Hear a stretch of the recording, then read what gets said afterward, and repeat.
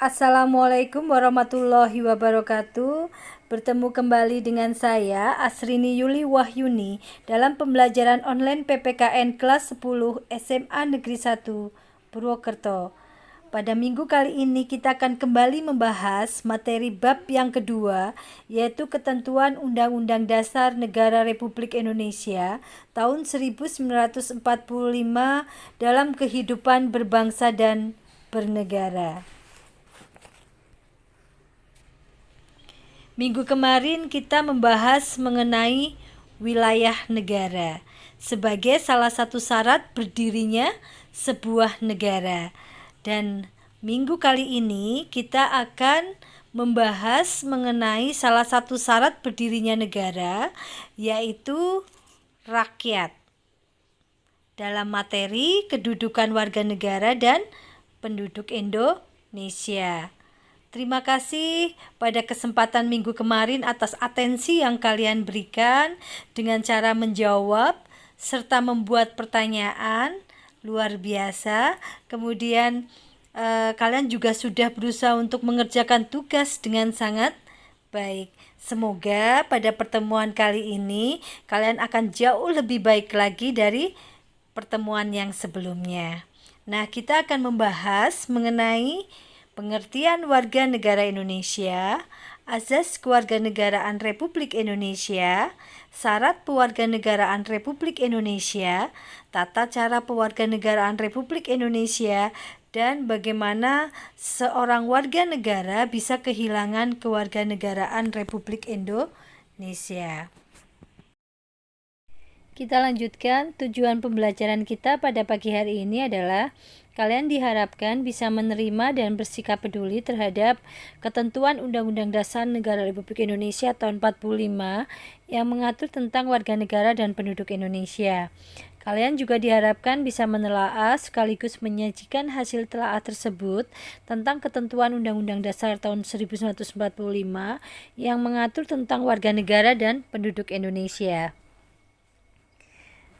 Nah, lebih lanjut nanti akan kita diskusikan bersama tentang pengertian rakyat, penduduk, bukan penduduk, warga negara, dan bukan warga negara. Rakyat menjadi salah satu syarat berdirinya sebuah negara. Rakyat adalah semua orang yang mendiami suatu wilayah negara. Semua orang yang mendiami suatu wilayah negara disebut sebagai penduduk apabila bertempat tinggal atau mendiami suatu wilayah negara dalam jangka waktu yang cukup lama. Penduduk bisa memiliki status kewarganegaraan dari wilayah negara yang bersangkutan, dinamakan dengan warga negara. Sementara penduduk yang menetap karena suatu pekerjaan disebut sebagai warga negara asing. Disebut bukan penduduk apabila bertempat tinggal atau mendiami suatu wilayah negara untuk sementara waktu, misal wisatawan. Dan disebut sebagai warga negara apabila seseorang berdasarkan hukum merupakan anggota dari wilayah negara yang bersangkutan dengan memiliki status kewarganegaraan asli maupun keturunan asing.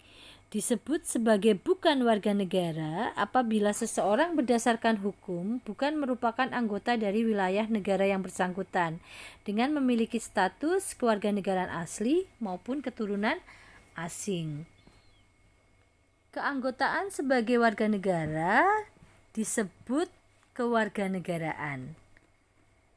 Dan pengertian kewarganegaraan bisa diartikan dalam arti yuridis maupun arti sosiologis.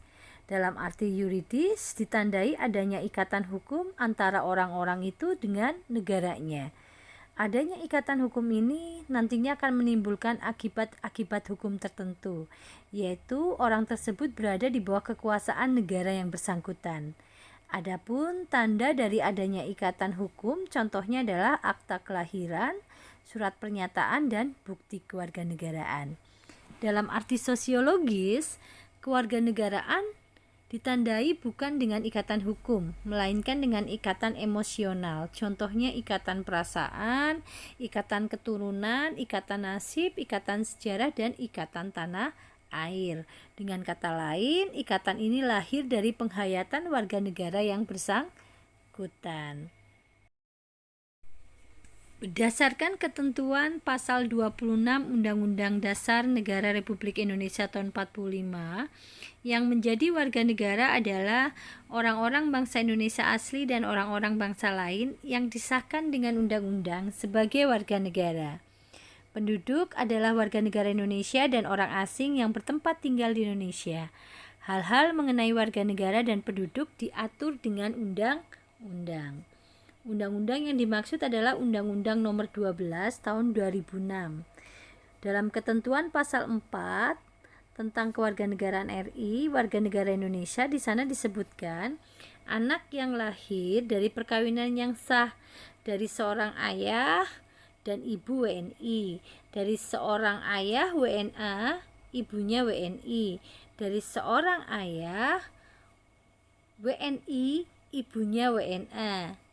Anak yang lahir dari perkawinan yang sah, ibunya warga negara Indonesia, tapi ayahnya tidak memiliki kewarganegaraan atau hukum negara asal ayahnya juga tidak memberikan kewarganegaraan kepada anak tersebut. Anak yang lahir dalam tenggang waktu 300 hari dari setelah ayahnya meninggal dunia dan ayahnya adalah warga negara Indonesia. Anak yang lahir di luar perkawinan yang sah dari seorang ibu yang berkewarganegaraan Indonesia. Artinya berarti di dalam ketentuan pasal 4 ini penentuan kewarganegaraan yang didasarkan pada kewarganegaraan ayah atau ibunya. Nah, kemudian penentuan kewarganegaraan yang lain di pasal 4 juga diatur bagi mereka yang lahir di wilayah negara Republik Indonesia. Itu juga memiliki hak untuk menjadi warga negara Indonesia, termasuk anak-anak dari seorang ayah dan ibunya yang telah dikabulkan permohonan kewarganegaraannya. Kemudian ayah dan ibunya meninggal dunia, maka anak tersebut juga memiliki hak untuk menjadi warga negara Indonesia. Nah, dari ketentuan-ketentuan tersebut, maka asas-asas kewarganegaraan di Indonesia menurut Undang-Undang Nomor 12 Tahun 2006 yang pertama didasarkan pada keturunan orang yang bersangkutan. Namanya adalah ius sanguinis. Kalau didasarkan pada tempat kelahiran, namanya asas ius soli. Sedangkan seseorang itu hanya diperbolehkan memiliki satu kewarganegaraan. Berarti di Indonesia menggunakan asas tunggal, ya. Pengecualiannya ada di asas yang keempat, yaitu asas kewarganegaraan ganda terbatas. Asas yang menentukan kewarganegaraan ganda untuk anak-anak hasil perkawinan campuran antara WNI dan WNA. Dan menurut ketentuan Undang-Undang Nomor 12 Tahun 2006, setelah berusia 18 tahun harus memilih salah satu kewarganegaraan. Karena pada prinsipnya di Indonesia menganut asas kewarganegaraan tunggal. Nah, selain itu juga ada beberapa asas khusus yang menjadi dasar penyusunan undang-undang tentang kewarganegaraan Republik Indonesia. Silahkan nanti kalian buka Undang-Undang Nomor 12 Tahun 2006, ya, kalian bisa pelajari tentang asas kewarganegaraan yang sifatnya khusus, ada kepentingan nasional, asas perlindungan maksimum, asas persamaan di dalam hukum dan pemerintahan, asas kebenaran substantif, dan asas non-diskriminatif. Silakan nanti kalian buka di Undang-Undang Nomor 12 Tahun 2006. Ada beberapa kemungkinan dalam status kewarganegaraan seorang penduduk. Yang pertama adalah apatrid. Apatrid adalah seorang penduduk yang sama sekali tidak memiliki kewarganegaraan.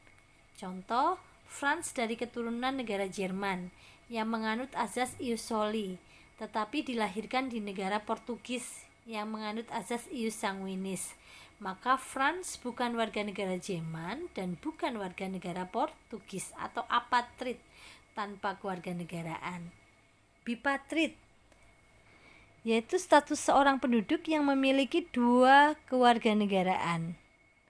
Contoh, Johan dari keturunan negara Kanada yang menganut azas ius sanguinis, tapi lahir di negara Rusia yang menganut azas ius soli. Maka Johannes adalah warga negara Kanada dan juga warga negara Rusia. Kemungkinan yang ketiga adalah multipatrid. Seseorang yang bipatrid setelah dewasa, ia mendapatkan kewarganegaraan lain tanpa melepaskan status kewarganegaraan sebelumnya. Contoh, Mario memiliki 2 kewarganegaraan, yaitu kewarganegaraan Indonesia dan warga negara Timor Leste. Kemudian saat dia dewasa, dia mengajukan menjadi warga negara Amerika Serikat. Kemudian dia terima sebagai warga negara Amerika Serikat dan juga dia tidak melepaskan 2 kewarganegaraan tersebut. Artinya berarti dia memiliki lebih dari 2 kewarganegaraan. Mungkinkah ini terjadi di warga negara Indonesia? Kita bahas pembahasan ini lebih. Untuk membahas adanya kemungkinan-kemungkinan itu, makanya di Indonesia digunakan 2 sistem untuk menentukan status kewarganegaraan seseorang. 2 sistem yang dimaksud adalah stelsel aktif.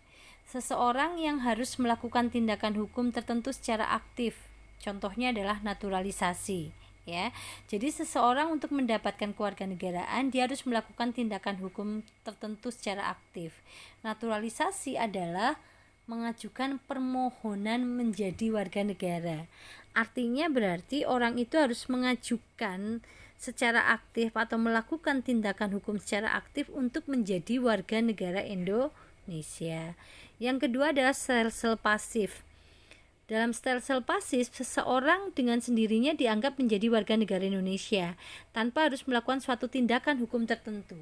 Contohnya adalah naturalisasi istimewa.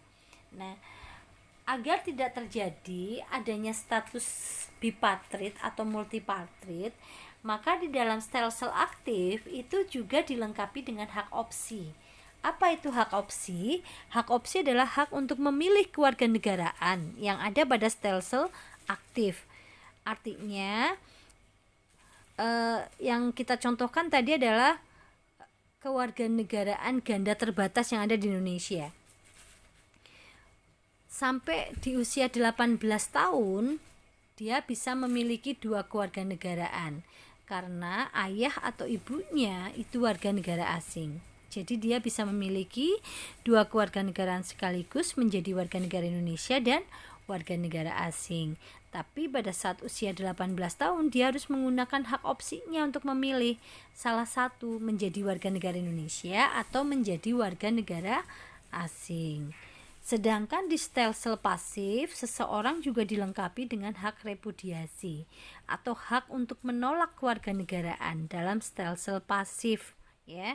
Contohnya pada saat menjelang pemilu, salah satu calon presiden di Indonesia itu diisukan bahwa dia memiliki 2 kewarganegaraan, yaitu kewarganegaraan Indonesia dan kewarganegaraan Yordania.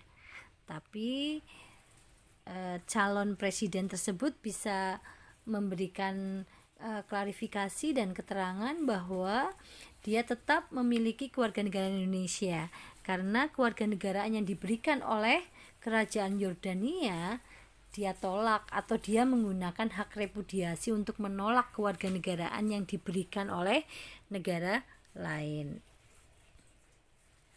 Oke, contoh tentang naturalisasi istimewa.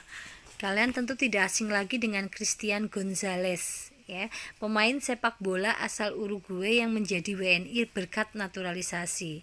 Jadi, warga negara asing bisa mendapatkan status WNI melalui naturalisasi istimewa karena dianggap berjasa atau berprestasi untuk negara.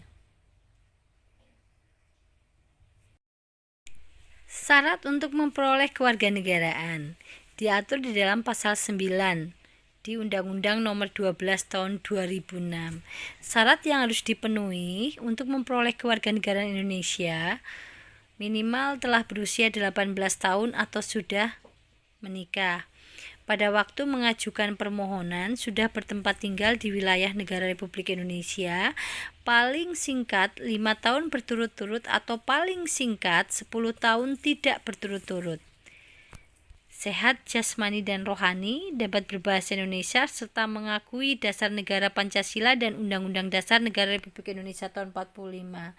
Tidak pernah dijatuhi pidana karena melakukan tindak pidana yang diancam dengan pidana minimal 1 tahun. Jika dengan memperoleh kewarganegaraan Republik Indonesia tidak menjadikan dia berkewarganegaraan ganda. Ingat, tadi azas kewarganegaraan di Indonesia menurut Undang-Undang Nomor 12 Tahun 2006 adalah azas tunggal. Jadi salah satu syarat untuk memperoleh kewarganegaraan Indonesia, jika dia memperoleh kewarganegaraan Republik Indonesia, maka tidak menjadikan dia berkewarganegaraan ganda.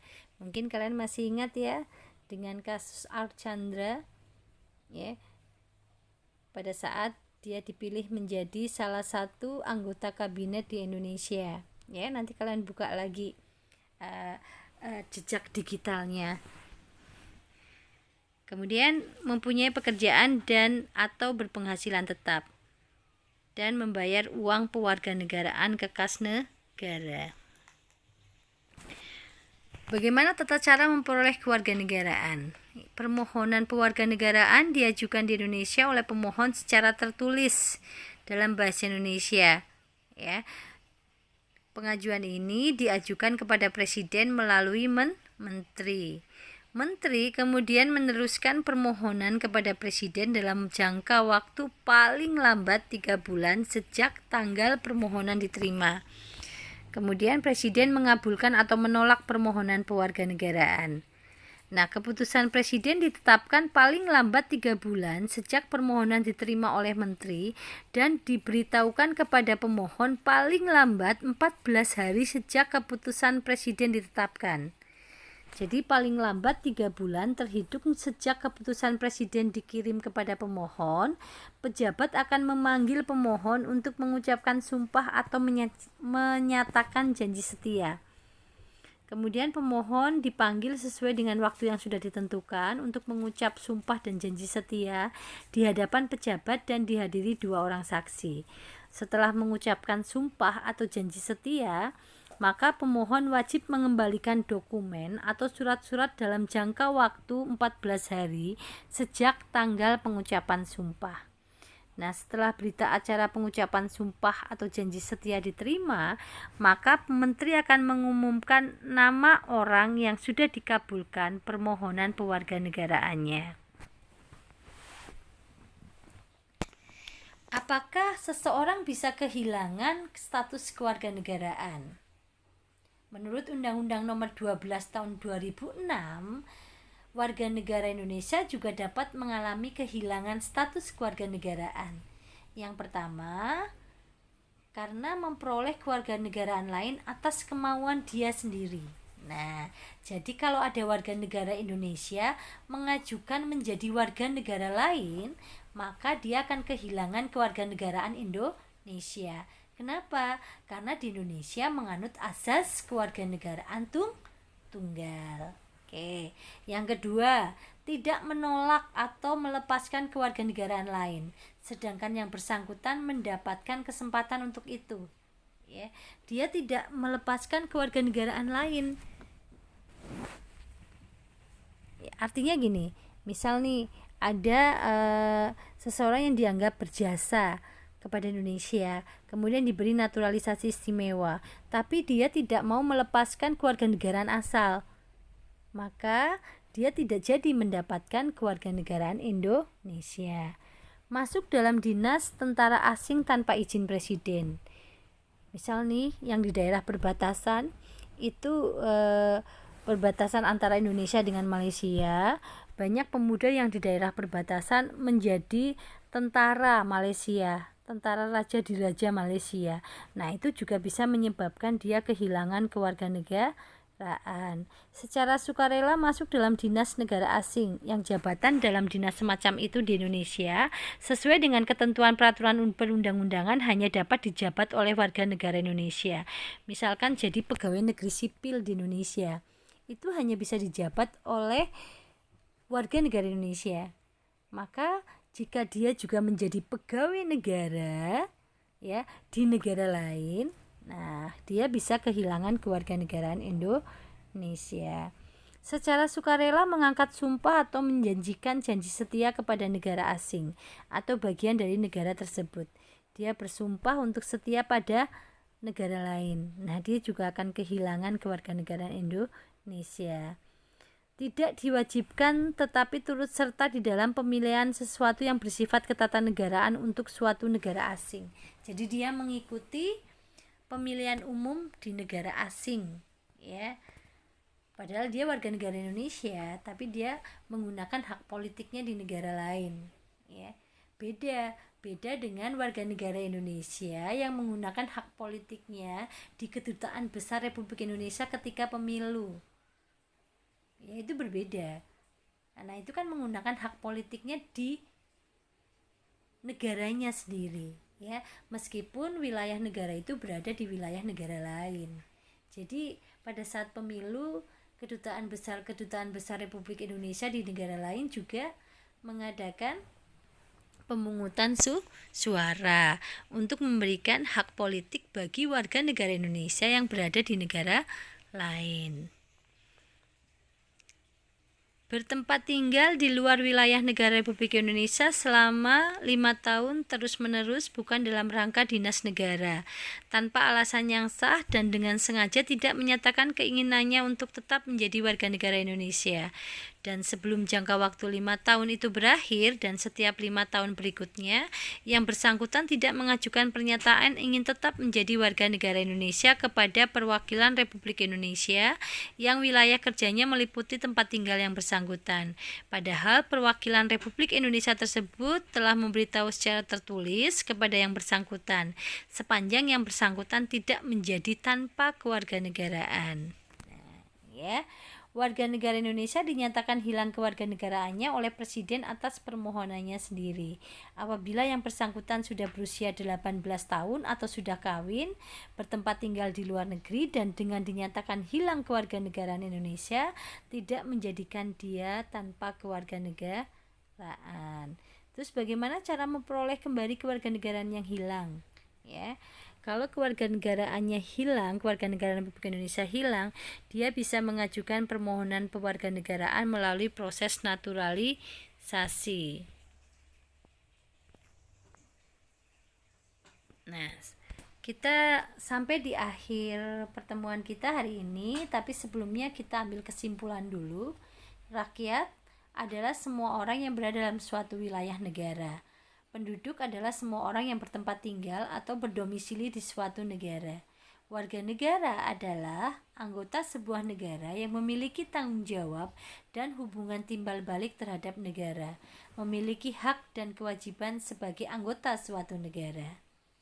Ada beberapa cara yang ditempuh agar seseorang memperoleh kewarganegaraan Indonesia.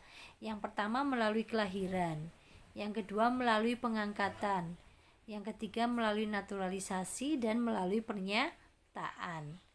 Kelima, ketentuan mengenai kewarganegaraan di Indonesia diatur di dalam pasal 26 Undang-Undang Dasar Negara Republik Indonesia tahun 45 dan diatur lebih lanjut di dalam Undang-Undang Nomor 12 tahun 2006 tentang kewarganegaraan RI yang mengatur mengenai siapa warga negara Indonesia, asas kewarganegaraan Republik Indonesia, syarat dan tata cara memperoleh kewarganegaraan dan hilangnya status kewarganegaraan Indonesia.